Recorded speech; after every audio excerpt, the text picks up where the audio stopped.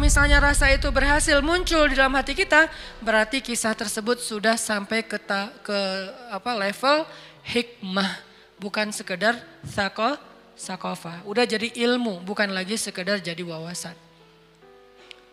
Nah, kisah Nabi Musa alaihissalam, ketika saya menyampaikannya dengan bahasa storytelling, dengan analogi-analogi anak muda yang mungkin kita lebih paham imajinasinya, tujuannya apa? Untuk membangun rasa respect teman-teman kepada Nabi Musa lebih daripada semua tokoh-tokoh yang ada di zaman kita sekarang. Baik itu tokoh entertain kayak pemain film atau musisi atau pemain bola atau pemain basket atau anak street kayak pemain surfing, pemain BMX, pemain skateboard, siapapun yang keren-keren, kita masih lebih respect kepada Nabi Musa alaihissalam. Kenapa? Karena saya mencoba untuk menyampaikan tentang sosok Nabi Musa ini dari angle anak muda. Kayak cerita dulu ketika Nabi Musa lari ngejar-ngejar baju yang dibawa lari batu tuh. Saya pakai analogi ngelewatin tempat anak Bani Israel lagi nongkrong kan ya. Kalau bahasa hadis, fina dil kaum, di tempat kumpul orang-orang Bani Israel. Tempat kumpul orang-orang Bani Israel, coba kita translate, kita terjemahin dalam dunia anak muda. Tempat nongkrong kita di mana? Kafe, apalagi tempat main, kemudian di mall kalau buat cewek-cewek mungkin sebagiannya, atau di apa lagi, di kampus, di apapun lah, di tempat olahraga kayak gitu.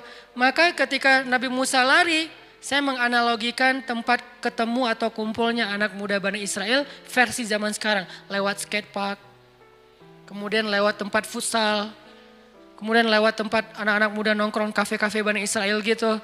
Nabi Musa lari dengan gagahnya. Lari yang gagah versi anak muda, parkur. Salah satunya ya, kan banyak mazhab lari nih. Ada yang maraton, ada yang apa segala macam lah. Mungkin salah satu yang agak-agak ngetrik, parkur lah ya. Jadi saya ambil analogi yang buat anak muda itu keren. Akhirnya Nabi Musa lari dan itu lebih keren daripada anak-anak parkur gitu. Dan ini bukan penghinaan terhadap Nabi Musa. Justru sebaliknya, ini ingin mengangkat Nabi Musa dari image, dari angle anak muda supaya mereka ngefans sama Nabi Musa. Lebih daripada mereka ngefans sama tokoh-tokoh anak muda lainnya. Ketika kita ngomongin tentang Nabi Daud, siapa sih sekarang vokalis yang paling keren yang lagi naik daun misalnya? Banyak kan? Ada Coldplay, ada Shiren, ada banyak lah pokoknya yang vokalnya kadang-kadang ada yang sampai berat banget sampai susah ditiru. Atau terlalu melengking sampai dikira cewek misalnya. Saya kira ustazah ternyata orangnya brewokan misalnya gitu kan ya. Aneh-aneh kan, vokal namanya juga vokal kan ya. Nah ini ciptaan Allah. Saya juga gimana nih caranya, ada apa harus operasi atau gimana gitu. Soalnya kalau saya nelpon suka salah paham aja. Oh iya bu, bukan, saya bapak. Oh iya ya pak. Kayak mesen makanan gitu, order online gitu kan. Ibu mau pesan apalagi selain yang sesuai orderan. Pak, saya tuh bapak, jenggot saya tuh lumayan panjang loh. Ini lagi saya cukur. Ini artinya vokal tuh kan banyak ya. Kalau kita ngefans sama seorang vokalis yang keren banget vokalnya, yang mungkin dia suaranya ngebas banget, gede banget, sampai susah ditiru. Mungkin kalau di Indonesia ada Iwan Fals yang banyak orang pengen vokal kayak dia, ada Rhoma Irama yang orang pengen kayak dia, ada Ebit G.Ade, sesuai genre lah, sesuai mazhab. Ada yang mazhabnya mungkin tentang renungan, Ebit. Ada yang mazhabnya tentang nasyid, Opik. Ada yang mazhabnya anak-anak street, Iwan Fals. Ada yang mazhabnya mungkin, kalau saya mungkin agak dulu seneng ngikutinnya kayak Ari Lasso gitu yang agak-agak mirip gitu kan. Cie. Mirip dari sebelah mana Ustadz? Kalau recordernya rusak baru mirip. Artinya siapa sih yang diantara vokalis yang kita ngefans banget? Daud lebih keren dari itu.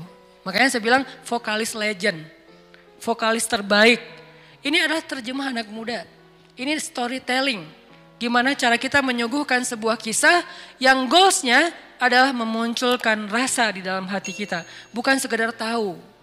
Kalau saya menyampaikan kisah para anbiya tanpa pakai imajinasi youth, imajinasi anak muda, nggak pakai konsep storytelling, teman-teman mungkin tetap tahu tentang dunia para anbiya, tapi tidak muncul rasa. Kayak kita banget ya. Pas cerita tentang Sayyidah Aisyah, kalau saya bilang Aisyah itu anaknya luar biasa. Jadi kayak ngomongin teman yang keren gitu.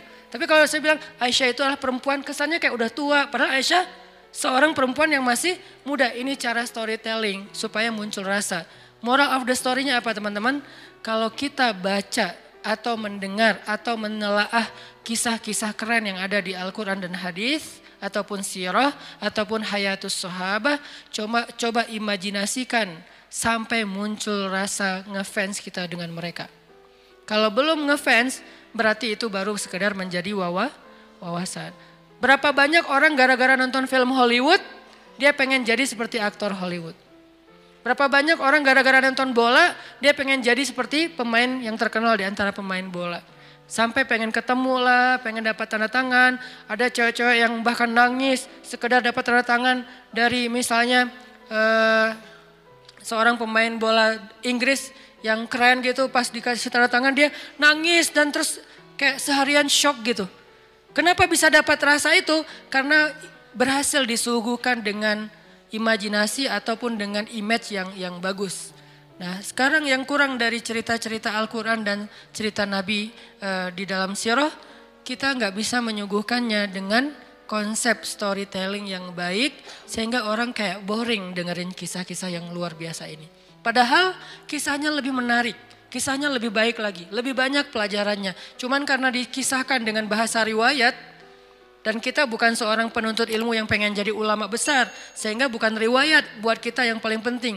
Tapi bagaimana kisah itu disuguhkan supaya menarik buat kita. Kalau dia seorang ulama, calon ulama, memang dia butuh pengetahuan tentang riwayat. Dari mana kisah ini, siapa yang menyampaikan, kamu dapat dari siapa, yang ini dapat dari siapa, yang itu dapat dari siapa. Dari panjang kan. Tapi kan kita bukan mencari itu. Selama ini adalah kisah yang benar, riwayatnya bukan palsu, kalaupun dhaif sebagian ulama masih membolehkan, yang pasti bukan palsu, maka tidak perlu kita juga terlalu panjang menyampaikan riwayatnya, cukup adegannya saja.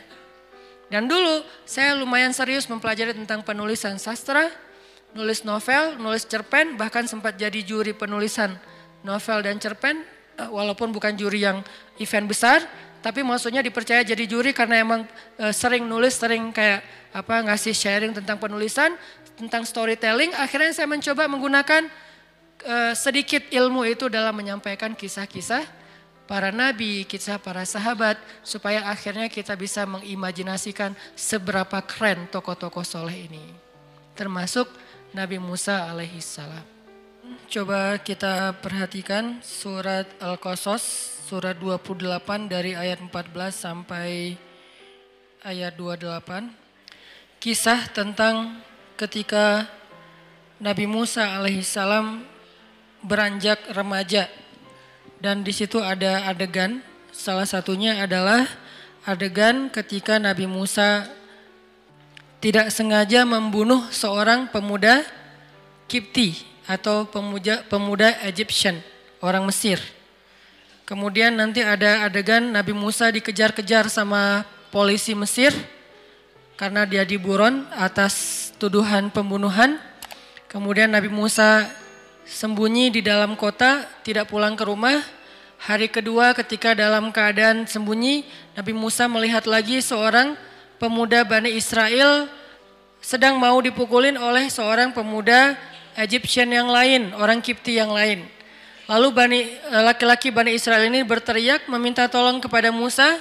Ketika Musa mendekat, orang Egyptian itu dia mencoba mengingatkan Musa tentang kejadian kemarin. Lalu datang seorang laki-laki yang tidak disebutkan namanya, memberi Musa nasihat untuk keluar dari Mesir. Kenapa? Karena semua tentara, semua polisi lagi mencarimu, Musa. Kayak bisa dibilang gak aman lagi buat Musa tinggal di Mesir. Akhirnya Musa pun keluar dari Mesir dan gak tahu mau pergi kemana. Pokoknya jalan aja. Musa belum pernah keluar negeri, Musa gak punya keluarga di luar negeri, Musa gak punya guide untuk jalan ke luar negeri. Ini benar-benar kayak modal nekat. Jalan aja keluar dari Mesir. Sampai akhirnya Musa tiba di sebuah negeri yang di dalamnya ada orang solih, namanya negeri Madian, yang sekarang dikenal dengan nama Yordania. Lalu di Madian nanti Musa ketemu dengan calon istrinya. Singkat cerita Musa dimintai mahar bekerja kepada calon mertuanya, sampai akhirnya dia penuhi mahar itu dan menikah dengan salah satu di antara perempuan yang ada di rumah tersebut.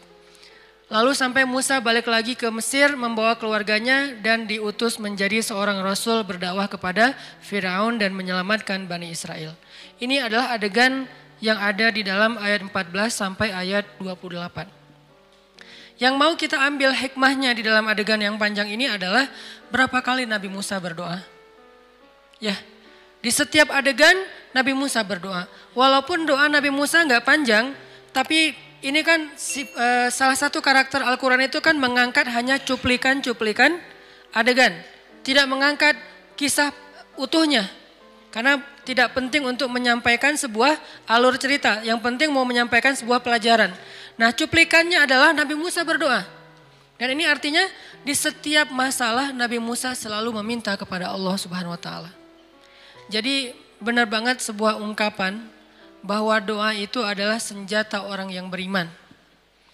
Bisa dibilang orang yang beriman kalau benar-benar yakin kepada Allah, namanya orang beriman berarti benar-benar yakin kepada Allah. Buat dia lebih penting doa daripada semua apapun. Lebih penting doa daripada uang. Walaupun uang kita butuhkan. Lebih penting doa daripada backingan. Walaupun teman, sahabat, orang yang berpengaruh, kita juga kadang minta tolong.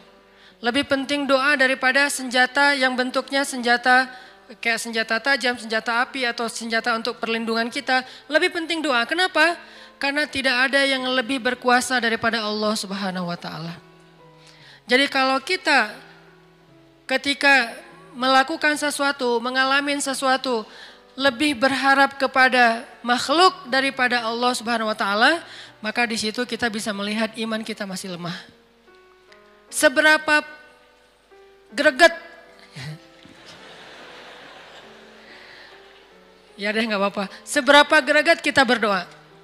Nah ini penting nih. Nanti coba saya bikin kayak request gitu di story. Seberapa greget kita berdoa. Kalau Nabi saking gregetnya Nabi berdoa, Nabi bilang apa? Mintalah kepada Allah walaupun sekedar garam. Itu saking gregetnya Nabi berdoa. Nah kita seberapa greget dalam berdoa? Apakah sampai garam juga kita minta sama Allah? Kayak ketika dulu saya masih suka keluar 3 hari, 40 hari dengan teman-teman Karkun, Jamaah Tablik. Kita makan bareng-bareng di sebuah tempat kayak talam gitu. Terus kalau kita makan ada piketnya, ada khidmatnya yang ngasih-ngasih kita nasi, terus lauk. Kemudian di tablik itu ada SOP. Kalau misalnya lauknya kurang, kita nggak boleh minta kepada makhluk. Kalau lauknya kurang kita bilang, ya Allah lauknya kurang. Akhirnya yang jadi piket ngedengar, ya Allah lauknya datang gitu. Oke. Masya Allah, Allah datangkan apa yang kita harapin gitu. Kayak kurang kuah, ya Allah, datang kuah. Ya Allah ikan kayaknya tinggal 1 ya Allah, datang lagi 2. Mungkin lucu ya, tapi sisi lain justru di situ kita belajar iman yang luar biasa. Ini yang buat saya respect banget sama teman-teman Jemaah Tablik. Kayak dilatih, walaupun agak sedikit lucu dan gak biasa, tapi itu namanya juga orang lagi latihan kan, lagi sekolah gitu kan, sekolah bentuknya keluar 3 hari itikaf di masjid mana. Nah karena lagi latihan, walaupun lucu ya kita jalanin, tapi tanpa kita sadari ada rasa iman yang muncul. Sehingga ada masalah dikit ya Allah, ada masalah sedikit ya Allah. Panggillah Allah lebih sering daripada kita panggil apapun. Karena tidak ada nama yang ketika disebut lebih bermanfaat, lebih banyak mendatangkan kebaikan daripada nama Allah Subhanahu wa taala. Sehingga Nabi mengatakan segala sesuatu yang disebut dengan nama Allah, maka Allah titipkan di dalamnya kebaikan, keberkahan. Dan segala sesuatu yang tidak dimulai dengan nama Allah, Allah cabut kebaikan atau keberkahan darinya. Sehingga di awal kita bilang Alhamdulillah. Di tengah kita bilang Masya Allah, Subhanallah, la hawla wa la quwata illa billah, hasbiyallah. Banyak kalimat di tengah. Di akhir kita bilang Alhamdulillah. Inilah kalimat yang selalu ada kata Allahnya di dalam. Allah, Rabbi, Ilahi, maulaya atau maulana dan seterusnya. Ini adalah kalimat-kalimat yang menunjukkan seseorang itu sangat mengandalkan Allah Subhanahu wa taala dan dia percaya itu lebih penting dari apapun. Sehingga ungkapan doa adalah senjata orang yang beriman. Ini artinya buat orang yang beriman doa itu segalanya. Kayak orang kalau jalan ke tengah-tengah hutan dan dia bawa senjata, dia merasa tenang. Kita pergi ke hutan, kita bawa senjata. Mau binatang buas, mau perampok. Cuman yang jurik doang nggak bisa ditembak ya. Oke lah senjatanya mungkin kalau yang orang nggak beriman salib gitu kan. Ketemu dengan Dracula. Kalau kita mungkin nunjukinnya ada yang bawa Quran. Bukan dibaca untuk nunjukin ke bayang-bayang gitu kan ya. Ada bayangan ini Quran gitu kan ya. Ternyata dia tahsinnya udah tahsin 3. Udah lancar tilawahnya. Ada yang baca ayat kursi kalau dia takut. Ternyata malah dibenerin itu matnya kurang lah apalah. Artinya kalau kita jalan ke hutan, kita kayak lagi camping, kita kalau lagi kemana bawa senjata, senjatanya bisa apa aja. Sesuatu yang kita andalkan lah. Kayak kita keluar negeri bawa uang, bawa paspor, bawa kartu debit atau kartu kredit, bawa uang cash. Itu kan kayak tenang, handphone satu lagi yang penting. Itu kayak tenang banget kan kemana-mana karena buat kita kayak handphone itu senjata. Kalau dulu senjata orang itu keris, atau rencong kalau di Aceh atau apa kayak parang atau samurai atau apapun pedang. Kalau sekarang senjatanya handphone. Sehingga ada apa-apa yang pertama kali dia lakukan adalah spontan aja buka handphone. Hal sepele pakai handphone. Apa-apa googling. Sampai garam aja mintalah kepada Google walaupun sekedar garam. Garam aja tanya ke Google. Atau gula yang sehat. Warnanya apa. Atau garam. Atau cari mantan di Google. Semua orang jadi tahu gitu. Ini kenapa? Karena emang kita ngandelin handphone banget. Ngandelin googling banget. Kesasar buka Google. Sehingga kalau kita udah buka Google kita jadi tahu jalan balik. Nggak akan lagi tersesat. Seolah-olah kita kayak mengamalkan. Wa wajadaka dhallan fahada. Dan kami temukan kamu dalam keadaan tersesat. Lalu Google menyelamatkan kamu. Ini kenapa jadi berubah ke Google? Kenapa bukan langit dulu? Bukankah satelit Allah lebih dahsyat daripada satelit Google? Tapi kalau gitu boleh nggak perlu pakai Google Ustaz atau nggak perlu pakai kayak aplikasi gitu atau apapun bentuknya wazi atau apapun boleh. Tapi itu ikhtiar. Kita bedakan mana ikhtiar, mana tawakal. Kita lagi bicara soal rasa, bukan bicara tentang actionnya. Action dalam bentuk do somethingnya selain berdoa pastinya kita kayak cari cara sendiri, ikhtiar, cari solusi, cari jalan keluar. Itu hal yang manusiawi. Tapi jangan berpikir bahwa dia bisa benar-benar ngasih kita solusi.